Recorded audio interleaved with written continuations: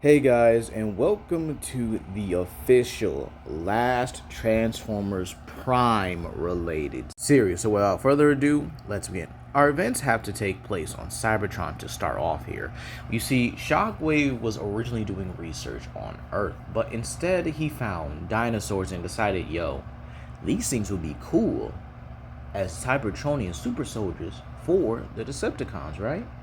But instead of having dinosaurs, we'll say that there's a slight glitch in Shockwave's coordinates, and it goes to an entirely different universe. And he finds that not only, there are creatures, but these creatures are unimaginable on the sheer scale that they are. And he decides that, yeah, these are going to be the creatures he uses for his project. And he finds 5 creatures worthy of it: Gorosaurus, Baragon, Anguirus, King Caesar, and Manda. Shockwave sends drones to collect CNA from them, whether it be from battles with other Kaiju or when they're resting on Monster Island. It doesn't matter to him as long as he gets it. Now, we also go to the events of Fall of Cybertron, or at least some events before, where GRIMLOCK and the Lightning Strike Collision Force head into the Sea of Rust in order to rescue Swoop. However, it turns out to be an ambush from Shockwave. He sinks the Insecticons on him, and while GRIMLOCK does try his best, even managing to deck Shockwave horrendously and even crack his visor, Shockwave still manages to subdue him because that's just how he is. I mean, Shockwave is just a menace entirely. And this is where a few events change. You see, in the original, Sludge was dragged away from the group and kind of just left there for dead, or whatever purpose the Insecticons honestly had with him, and he wouldn't appear till later on. However, during this event, Sludge is actually kept there and in Shockwave's view. So if the Insecticons try to drag him away, he tells them simply no. He wants all of them. So, day by day, or cycle by cycle, however Cybertronians call it, Shockwave experiments on them, giving them the respective DNA of each Kaiju. GRIMLOCK gets Gorosaurus, Sludge gets Anguirus, Slug gets Baragon, Swoop gets Manda, and Snarl gets King Caesar. He experiments with them day by day. They're given strength beyond the measure, strength and durability, powers and abilities beyond their wildest imaginations, and this even changes them entirely from what they originally were. And do they increase in size? I'm going to say yes, but considering the sheer fact that GRIMLOCK went from an average Cybertronian to where he was as a Dinobot, which was just towering over Optimus and Megatron, we're going to say that they keep their original sizes here, but they are bigger than their original counterparts. I'll probably say around, let's say, 2, maybe 3 inches bigger than their original, respectively, with GRIMLOCK and Sludge still being respectively the tallest here, but you guys get what I mean. So what happens when Starscream discovers them? Well, when he sees the files and looks at GRIMLOCK, he looks at him a bit strangely. This is GRIMLOCK. You've changed quite a lot. And unlike in the original, GRIMLOCK is not mentally damaged. His mind is still more combat orientated, but he doesn't have those, mental instabilities like he did in the original. So GRIMLOCK can honestly transform automatically here. It's just that his strength is just on a whole nother level now due to the Kaiju DNA. Speaking of which, when he grabs Starscream, the grip is more firm in this timeline, and it actually crushes Starscream's arm as he pretty much just juggles him, grabs him again, and just chucks him at the controls. This means that GRIMLOCK's rampage is a lot more devastating than the original, considering now he can transform. Now you might say, what would GRIMLOCK's abilities be here? Well, believe it or not, I think his strength honestly just compensates for an ability here. He's stronger, tougher, and definitely more durable, but his strength, it's the strength in general that just makes him vastly more dangerous. And so he makes his way to the other Dinobots. First being Swoop, who in this one is Manda. Now, I know some of y'all have questions. Why not give Swoop Rodan? And I felt like it was just a little bit too simple, in my opinion. It was just too perfect. And plus, Rodan isn't an underrated kaiju in the sense. I wanted this to be really about underdogs, underdog kaiju in general that just honestly fit the Dinobots. And so I gave Swoop Manda because not only does Manda, have a bit more of a slick aesthetic, which I think Swoop would actually love. I also think that Manda is just vastly underutilized by the kaiju community, and he's definitely going to have to get a versus battle on my channel, so we're going to confirm that immediately. So with that being said, what happens? Well, Grimlock finds the rest of the Dinobots. He finds Slug, who used his Baragon form to knock down the door, and in all honesty, the fight with Kickback plays out a bit differently. He actually taunts Grimlock, and well, Grimlock actually finds out he does have an ability, his Rage Boost. Yeah, we're still going to keep that instead if it's, saying he's outlandishly strong here. And, well, his Rage Boost just kind of works like the Hulk. The madder he gets, the stronger he gets, and this amplifies his beast form. So where when he stumps, it actually sends the Insecticons vastly, high in the air, including an Insecticon bruiser, which says a lot. Now, when Shockwave is monitoring this, he's actually a bit more frightened in this timeline than interested. He's still intrigued, mind you, but there's like that hint of fear that maybe he overestimated Grimlock and the rest of his team. And well, the others do find Sludge. I guess there's a bonus level or an extra level where they do have to get Sludge. Matter of fact, let's say Sludge is a part of the hard shell fight where they have to rescue him. And so when Sludge gets out, he reverts from his Anguirus form into his Cybertronian form, where he brandishes a brand new hammer, just like in the picture here. And this is where every other Dinobot is simply rescued. With Snarl being King Caesar, he's actually able to absorb the energy. Yes, he does have King Caesar's energy absorption ability and blasts it through his, face visor, if you will, and just annihilates Sharpshot with his visor blast. And I would probably say just annihilates him entirely. And he doesn't need medical attention, which I actually found funny, how Snarl, being the medical advisor or the medical officer of the Dinobots, needed medical attention. I do find that funny most of the time, though. So, with that being said, when they go after Shockwave, they go after him together and just start tearing apart Shockwave's entire observatory, despite the sheer fact that Optimus didn't want them to because he wanted to leave. Grimlock and Optimus still have that little bit of I guess you could say of a misunderstanding with each other, because again, Grimlock finds Optimus's reservedness as a weakness because there are certain things they could have done by now just to end the war entirely. So how does it go from here? Where do we basically get off once they reach Shockwave? Well, believe it or not, I would probably say Shockwave is nearly killed, like the Dinobots, or sorry, the Kaiju bots, I should say. Or matter of fact, no. We're gonna give them a different name, an old name that's just rarely used, the Monster Bots. Yeah, that's actually been a thing for years in G1, and well, I guess I can't say really classic G1, but more or less kind of like aftermath G1 or after G1. It was like a whole different series with like King Poseidon and God Neptune and stuff like that. But yeah, the Monster Bots actually appeared in that one. So the Dinobots are going to be called the Monster Bots in this one. So hope you guys enjoy that. So with that being said, Shockwave is nearly killed and he really needs a new body ASAP. Like, this is the reason why he needs a new body. And I'll actually say when Shockwave gets his new body, it's a lot more robust. It's a lot more built and equipped here. So essentially, Shockwave is just a little bit different in this timeline, or I could definitely say he's a lot more heavily armored and he's a lot more prepared now than the original. So how does everything go for Transformers Prime? Everything goes the same until Rising Darkness part, I think, 4 and 5. Well, I know 5 because that's how the whole space bridge thing actually happens. When Megatron activates the space bridge, it's around the Cybertronian or Cybertronian graveyard, right? The Dinobots, or the Monster Bots, excuse me, are here at this time, actually scavenging for what remains they can and wondering how they're going to get all Cybertron now that their world is dead.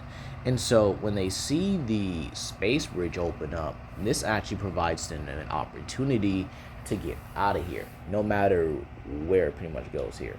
And so Grimlock tells Swoop to get them out of there. And so Swoop turns into Manda, right?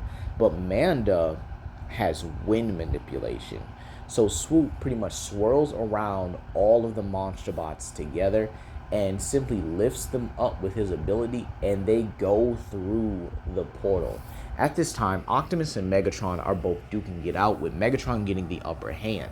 And so before Megatron can pretty much just, slash down on Optimus, he is grabbed by his wrist and lifted up as if he were a toy. And he comes face to face with Grimlock. And this is where Grimlock tells Optimus still can't get the job done, huh? All the Autobots are in shock, with Megatron also looking in shock and fear at what he's seeing. And Optimus recognizes his voice, says, "Grimlock?" To which Grimlock gives him a nod saying, "Yeah, we've been through a lot recently." And this is where he tells the Monster Bots to destroy the space bridge. So the Autobots and even the Decepticons looking on screen look in absolute terror. And in all honesty, I think even Soundwave will look in terror here as the Dinobots, or the Monster Bots here, turn into their respective Kaiju forms and just lay waste to the space bridge, destroying it, or at least beginning to destroy it here, despite the sheer fact that the Autobots' plan was just to reverse the flux of the space bridge and just cause it to collapse on itself here. Now, in all honesty, I do think that still happens after realizing that the Monster Bots can't really destroy it entirely. And we also get to see Grimlock ragdolling Megatron like Hulk did Loki. Horrendously. Yeah, I think it would actually be worse here. And another change in his timeline, Megatron actually survives. Yeah, he doesn't, really get to see his Decepticon army because, again, they all do die in the space bridge explosion.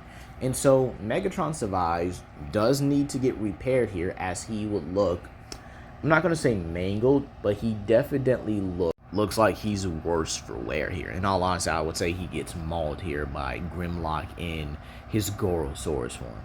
So when the Autobots get back to base with the Dinobots, by the way, this means that RC is never shot by Megatron because, again, he has to return back to the Nemesis. So with Megatron alive, Starcream doesn't claim leadership over the Decepticons, as well. He does need to get Megatron repaired here. So how does it go from Transformers Prime? Well, let's talk about it. The Dinobots or Monster Bots here, are pretty much reintroduced to the Autobots here. And Optimus even tells Grimlock what happened to him and his team. To which Grimlock begins to explain it. How everything happened. How when they were captured by Shockwave, he experimented on them. But experimented on them with these new creatures. They were powerful, strong. And the Dinobots make them feel, the Kaiju forms make them feel a lot more alive than before. And this is where Ratchet says, do you mind if he examines examines them and sees if he can fix them? To which the Monster Bots simply uphold that, saying that you can analyze us, but we don't want to be fixed. We're fine with what we are now. And so this is where RC pretty much interjects and states, what do we call y'all? Considering the fact that Lightning Strike Collision Force doesn't really roll off the tongue. And this is where Swoop pretty much states, oh, we call ourselves the Monster Bots now. To which, this is where they look at them and say, Monster Bots? To which Grimlock says, yeah, Swoop came up with the name, so we're going to keep it from there on. And this is where Optimus states that they are more than welcome to stay. But considering the sheer fact that Ratchet doesn't know enough about them, he would recommend they stay at the base until his analysis is complete. Not really wanting to create a fuss at the moment here, Grimlock decides that, okay, they'll be examined by Ratchet, but they're not in a mood for being dissected. To which this is definitely something I could see, the Dinobots being prickly about because of their experimentation with Shockwave. And in all honesty, I would say their experimentation with Shockwave is a lot more worse in this timeline than the original. Now, it's not borderline insane to say they would have PTSD, right? But I do think that Shockwave's experimentation would leave them with some form of trauma to where they don't even trust Ratchet. Now, again, that's not to say Ratchet is a bad person, but again, the whole medical or scientific nature of things, yeah, they would not trust that. So Ratchet does do his analysis on the Dinobots, and so some of the episodes do begin to play out, but I would actually say more or less the same. The next episode, being Masters and Students, actually happens with Megatron and Skyquake in this timeline, and Optimus and Bumblebee being the ones to go. However, not wanting to really risk an encounter with the Autobots, Megatron gets out of there. Now, you might say, why is Megatron fleeing when the Monsterbots are not there? And again, I'm making Megatron something I really never do in most of my Transformers Prime What Ifs. That's to make him more cautious, less patient, or less, willing to let the other Decepticons do some work. He's more willing to go out there himself, like his G1 and his IDW counterpart, and honestly, get things done. You see, one of the few problems I've always had with Megatron is that he was so complacent. He was so comfortable in a war where he only had really Viacon troopers and a few main Decepticons. And again, he acted like he didn't care for his Decepticons here. Now, do I think Megatron cares for his Decepticons? In a way, yes. I do think he would definitely care about someone like Soundwave, Shockwave especially, because again, Shockwave was a key instrument or a key player in his war here. And then we also have Soundwave, Shockwave, and I would definitely say he would care about Skyquake and even Dreadwing as well, because he was devastated that he did have to kill such a powerful and loyal soldier. So again, there was some care, but again, not enough to where Megatron, was just overly upset about it. So in this one, he does care about his troops, at least enough to know that he's going to need to find some way in order to get a strategic, and not only a strategic edge here, which I don't think Megatron is short of, but a power edge over the Autobots and their Monsterbots. Now let's talk about when the Monsterbots meet the humans for the first time. And I do think the one who's going to be the most giddy about it is obviously Miko. Now, do the Dinobots like humans? I'm going to say they tolerate them, but they're really not in the mood for, being, I guess you can say, annoyed by her in a way. So in all honesty, I would say they do find the humans annoying, but I do think there is some middle ground here where they won't just flat out be rude or rebuffs around the humans unless they're just in a bad mood that day. But again, they've been confined to the base for a while, as Ratchet does need to examine all of them. So 5 Monsterbots here with 5 different levels of biology, weaponry, defenses, and abilities. Yeah, there's some examination and some examination protocols that do need to take place. Now, the Monsterbots are allowed to go out on missions where there are no human inhabitants, or there are very few visible points for them to be caught. Now, the episode Scrap Heap plays out a bit differently. When the Scraplets are in the Autobot base here, the humans and the Monsterbots are actually able to manhandle them a lot easier, with Slug playing a vital part because his Baragon form does have his fire breath. So he's actually able to create a wall of fire that does melt some of the Scraplets that do get too close here. And, well, in all honesty, I think having the Monsterbots in base along with Ratchet, Bumblebee, and Bulkhead is honestly pretty funny.